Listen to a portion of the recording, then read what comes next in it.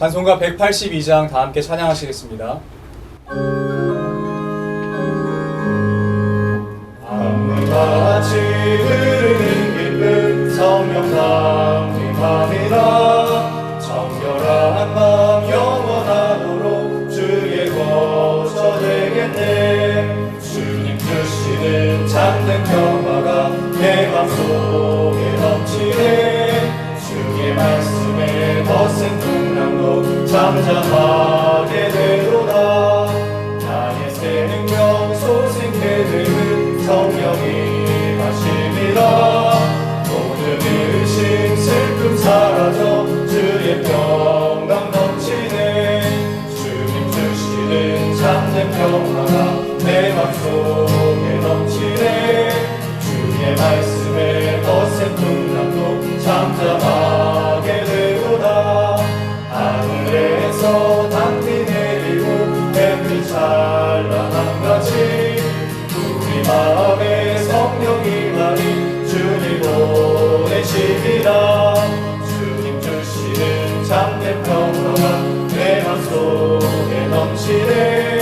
주의 말씀에 거센 풍랑도 잠잠하게 되도다. 생명신에 넘쳐 흘러서 마른 방야 적시니 그의 열매 무르익어서 주스를 기다리네. 주님 주시는 참된 평화가 내 맘속에 넘치네. 주의 말씀에 거센 풍랑도 잠잠하게 되도다. 놀라우신 주의 은혜로 그의 얼굴 뵙겠네. 평화로운 안식처에서 영원토록 쉬겠네. 주님 주시는 참된 평화가 내 맘속에 넘치네. 주의 말씀에 거센 풍랑도 잠잠하게 되도다. 다 함께 기도하시겠습니다. 우리의 산 소망이 되시는 예수 그리스도께 우리의 모든 감사와 찬양을 올려드립니다. 하나님, 세상은 세상에 소망이 있다라고 이야기합니다. 이곳에 나와야 참 평안을 얻을 수 있다고 우리에게 그렇게 이야기합니다. 돈을 많이 벌어야 우리에게 참 안락한 삶을 살 수 있다고 그렇게 이야기합니다. 명예가 있고 권세가 있어야 무시당하지 않는다라고 이야기합니다. 그러나 하나님, 복음서 가운데 기록되어 있고 우리에게 날마다 계시하시는 주의 말씀을 돌아볼 때에 어쩌면 예수 그리스도는 정반대의 삶을 사시지 않았나 싶습니다. 오히려 가난한 자들에게 가시고 돈이 많은 자리에 가시는 것이 아니라 그들에게 예수 그리스도의 그 긍휼하신 마음으로 품어주시고 안아주시는 모습을 봅니다. 하나님, 우리가 세상의 기준을 따라가야겠습니까? 아니면 주님의 그 발자취를 따라가야겠습니까? 우리는 하나님이 하나님 되심을 믿고 그리스도의 길을 따라가는 그리스도인인 줄로 믿습니다. 그렇다면 오늘 하루의 삶 가운데에 하나님께서 요구하시는 바는 바로 주님 그 닮아서 겸손하게 주의 말씀을 세상 가운데 품어내고 증거하는 삶인 줄로 믿습니다. 우리 사랑하는 모든 성도님들과 우리 모든 걸음들, 모든 지체들 위에 하나님의 그 은혜를 부어주셔서 하나님, 우리 안에 정직한 영, 겸손한 마음 부어주시고 함께하여 주시옵소서. 하나님, 세상이 날마다 어려움 가운데 갑니다. 참 소망이 없는 것 같습니다. 그때 우리가 믿음의 눈을 들어 주께 우리의 모든 마음 두게 하시고 주님께 걸어가게 하여 주시옵소서. 이 시간 주의 말씀을 나눕니다. 주님의 말씀이 우리에게 계시하시는 대로 우리가 아멘으로 받고 우리가 그렇게 살아낼 수 있도록 도와주시옵소서. 때로는 내 마음에 들지 않는 이야기가 기록되어 있고 내가 이루어내게 참 부담스럽고 거북한 이야기가 있을지라도 주의 말씀이라면 그 길을 우리가 따라가게 하시고 주의 뜻이라면 그 길 위에 우리가 서 있게 하여 주시옵소서. 함께 하실 주님을 믿고 감사드리며 살아계신 우리 주 예수 그리스도의 이름으로 기도드립니다. 아멘. 오늘 우리에게 주신 하나님의 말씀은 로마서 7장 7절부터 25절까지의 말씀입니다. 그런즉 우리가 무슨 말을 하리요? 율법이 죄냐? 그럴 수 없느니라. 율법으로 말미암지 않고는 내가 죄를 알지 못하였으니 곧 율법이 탐내지 말라 하지 아니하였더라면 내가 탐심을 알지 못하였으리라. 그러나 죄가 기회를 타서 계명으로 말미암아 내 속에서 온갖 탐심을 이루었나니 이는 율법이 없으면 죄가 죽은 것임이라.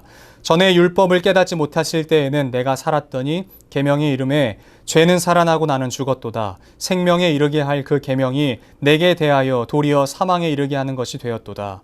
죄가 기회를 타서 계명으로 말미암아 나를 속이고 그것으로 나를 죽였는지라. 이로 보건대 율법은 거룩하고 계명도 거룩하고 의로우며 선하도다. 그런즉 선한 것이 내게 사망이 되었느냐? 그럴 수 없느니라. 오직 죄가 죄로 드러나기 위하여 선한 그것으로 말미암아 나를 죽게 만들었으니 이는 계명으로 말미암아 죄로 심히 죄 되게 하려 함이라. 우리가 율법은 신령한 줄 알거니와 나는 육신에 속하여 죄 아래에 팔렸도다. 내가 행하는 것을 내가 알지 못하노니 곧 내가 원하는 것은 행하지 아니하고 도리어 미워하는 것을 행함이라. 만일 내가 원하지 아니하는 그것을 행하면 내가 이로써 율법이 선한 것을 시인하노니 이제는 그것을 행하는 자가 내가 아니요 내 속에 거하는 죄니라. 내 속 곧 내 육신에 선한 것이 거하지 아니하는 줄을 아노니 원함은 내게 있으나 선을 행하는 것은 없노라. 내가 원하는 바 선을 행하지 아니하고 도리어 원하지 아니하는 악을 행하는도다.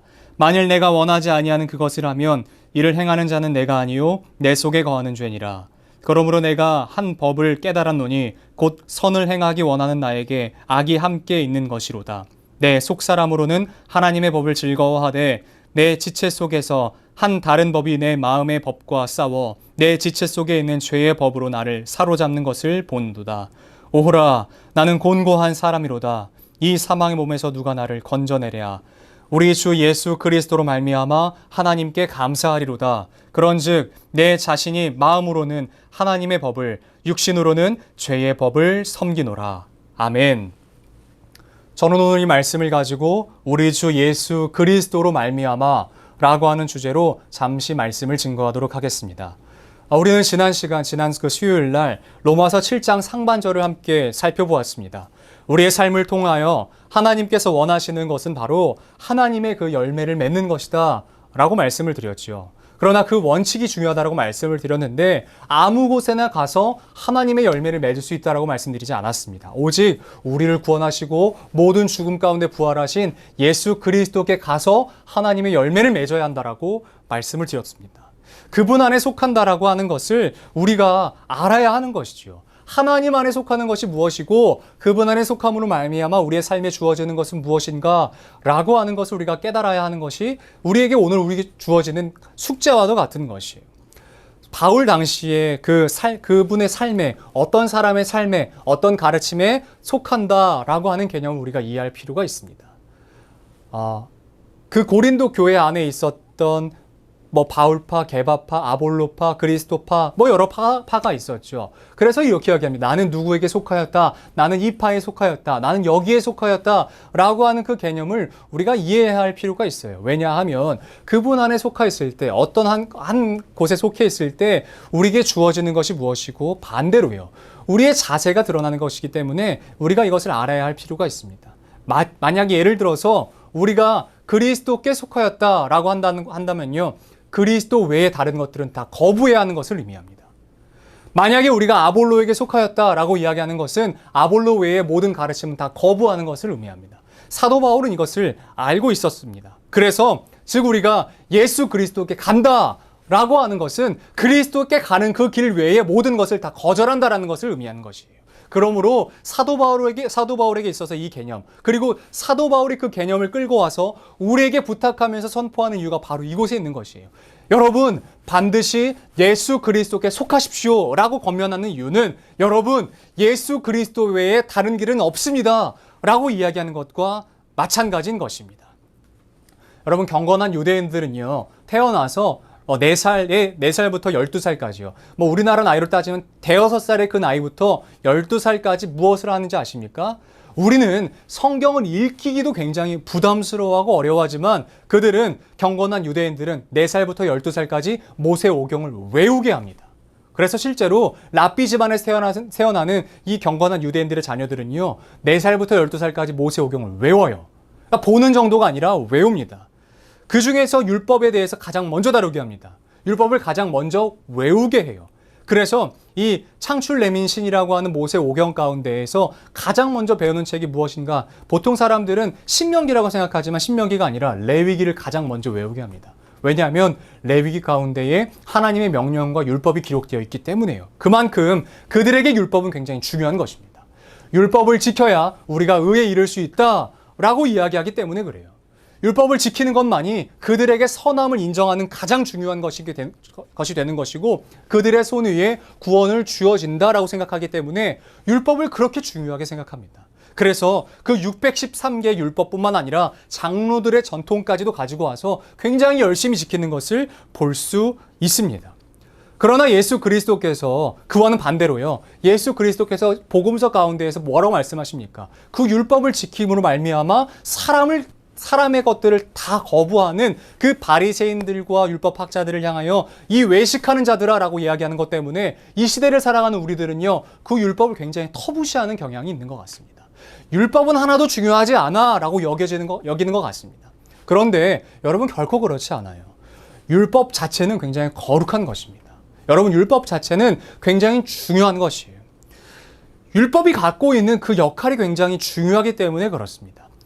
여러분들이 동의하지 않으실 수 있지만 저는요 율법을 이렇게 정의합니다. 그래서 성경 공부를 하는 청년들이나 아니면 제가 예전에 썼던 다른 사람들과 율법을 이야기할 때 이렇게 이야기합니다. 마치 율법은 이력서와 같습니다 라고 이야기를 해요. 여러분 이게 무슨 말인가 좀 생뚱맞고 의아해하시는 분들이 계실지 몰라요. 그런데 개인적으로 저는 율법을 이력서와 같다라고 생각을 합니다. 왜냐하면 생각해 보십시오. 회사에 지원을 합니다. 이력서를 써서 회사에 지원을 하죠. 그러면요, 이 면접관들이 가장 먼저 무엇을 보죠? 이력서를 봅니다. 그래서 그 사람을 판단하는 기준이 이력서가 되는 것이에요. 그런데 만약에 이제 이 사람이 우리 회사에 들어와서 일을 하게 됐어요. 그러면 그 사람을 이제 얼굴로 보게 되면 이력서를 다시 봅니까? 아니면 그 사람을 마주대함으로 말미암아 그 사람을 평가합니까?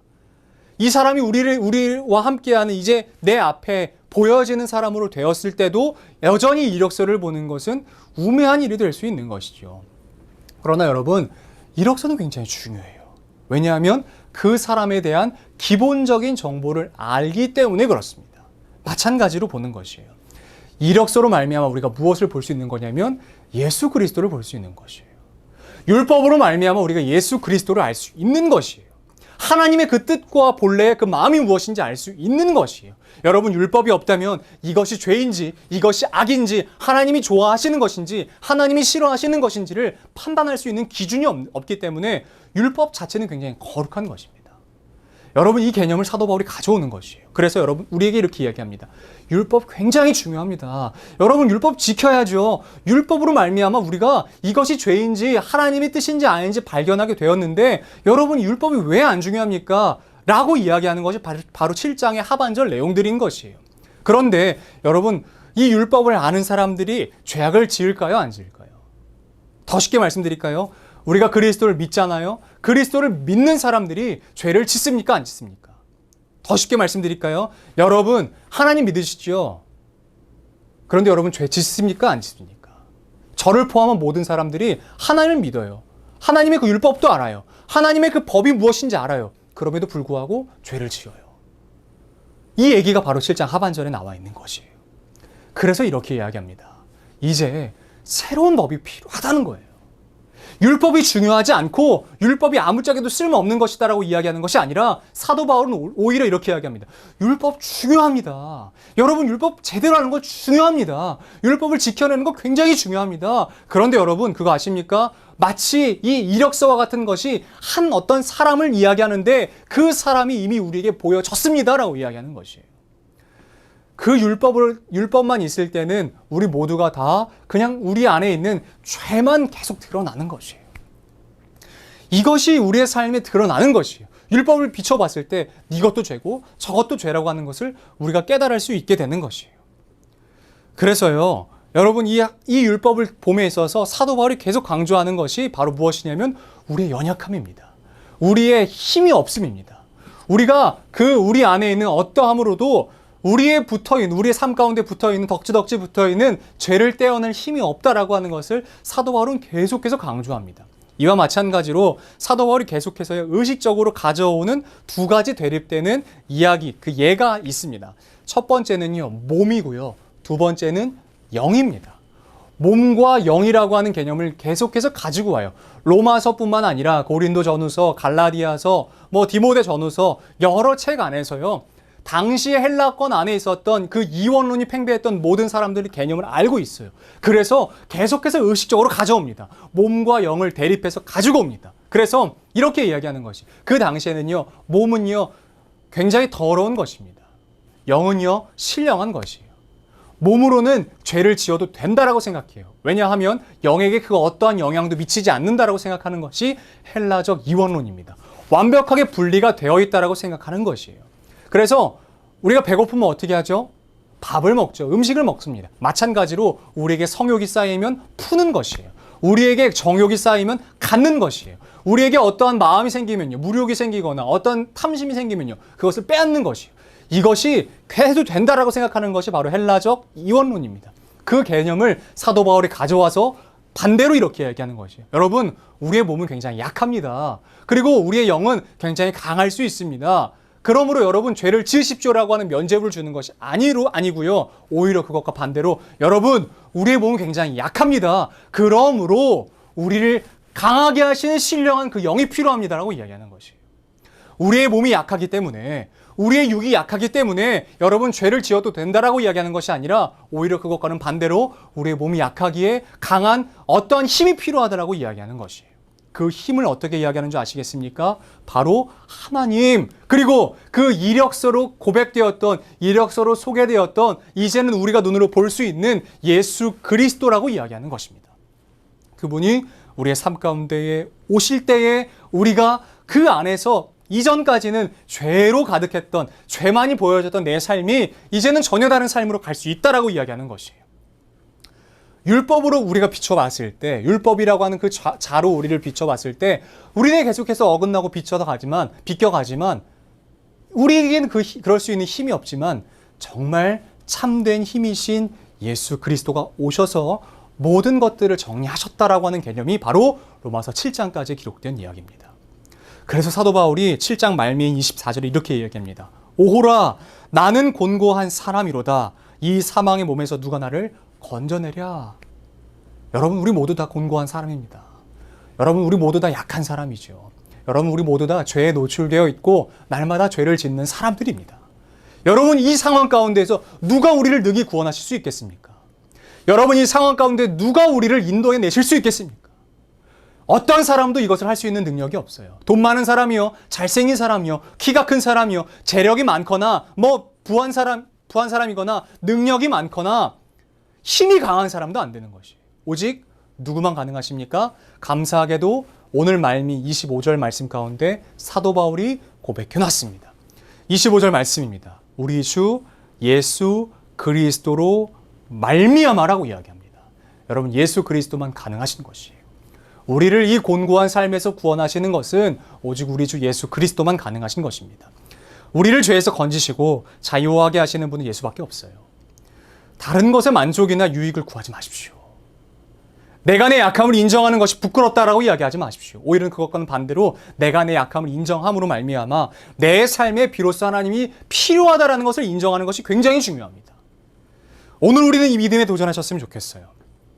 여러분, 다른 헛헛한 것에 우리의 마음을 둠으로 말미암아 그래, 나는 그냥 죄인이지, 오늘도 죄 지어도 되고 내일도 죄 지어도 되지 라고 하는 것이 아닙니다. 여러분, 이 생각을 반드시 기억하십시오. 그리고 그 마음을 기억하셨다면 우리는 오늘 더 힘써서 예수 그리스도 안으로 들어가야 될 줄로 믿습니다. 고린도후서 5장 17절 말씀입니다. 그런즉 누구든지 그리스도 안에 있으면 새로운 피조물이라. 이전 것은 지나갔으니 보라, 새 것이 되었도다. 여러분, 이 사실을 기억하십시오. 그리스도 예수 안에 있으면 새로운 피조물입니다. 그리스도 예수 안에 있으면 이전의 모든 죄악된 삶에서 새로운 삶으로 갈 수 있는 것이에요. 다른 어떠한 힘으로도 주어지지 않습니다. 다른 그 어떤 것으로도 우리에게 이것은 주지 않습니다.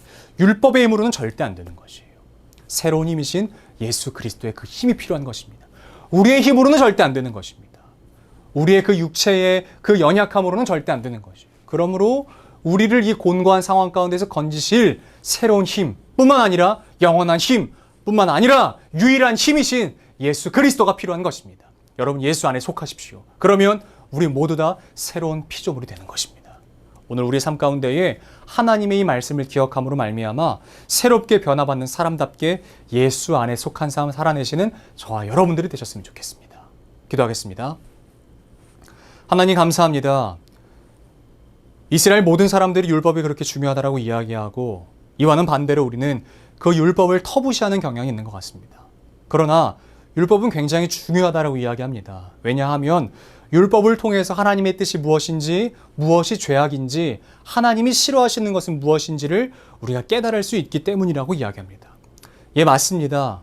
하나님, 우리가 이 율법을 통해서 하나님께서 우리에게 원하시는 바가 무엇인지를 깨달았습니다. 그렇다면 이제 우리가 하나님께 더 깊이 달려갈 수 있는 힘을 허락하여 주시옵소서. 그러나 우리의 연약함은 계속해서 좌절하기에 하나님께서 그것을 해결할 수 있는 힘조차도 이미 우리에게 주셨는 줄로 믿습니다. 그 힘은 바로 예수 그리스도시죠. 그 그리스도를 우리가 믿을 때에 이전 것은 모두 다 지나가게 하시고 새로운 피조물로 우리를 삼아주셔서 감사합니다. 하나님, 곤고한 우리의 삶 가운데에 건지실 유일한 힘이신 예수 그리스도 안에 속하는 기쁨을 우리가 깨달아 알게 하시며 오늘 하루 새롭게 허락하신 이 삶 가운데에 하나님의 그 뜻과 방식과 은혜가 우리의 삶에 넘쳐나게 하여 주시옵소서. 가득하게 하여 주시옵소서. 우리 이어서 주님께서 가르쳐주신 기도로 오늘 예배를 마치도록 하겠습니다. 하늘에 계신 우리 아버지, 아버지의 이름을 거룩하게 하시며 아버지의 나라가 오게 하시며 아버지의 뜻이 하늘에서와 같이 땅에서도 이루어지게 하소서. 오늘 우리에게 일용할 양식을 주시고 우리가 우리에게 잘못한 사람을 용서하여 준 것 같이 우리 죄를 용서하여 주시고 우리를 시험에 빠지지 않게 하시고 악에서 구하소서. 나라와 권능과 영광이 영원히 아버지의 것입니다. 아멘.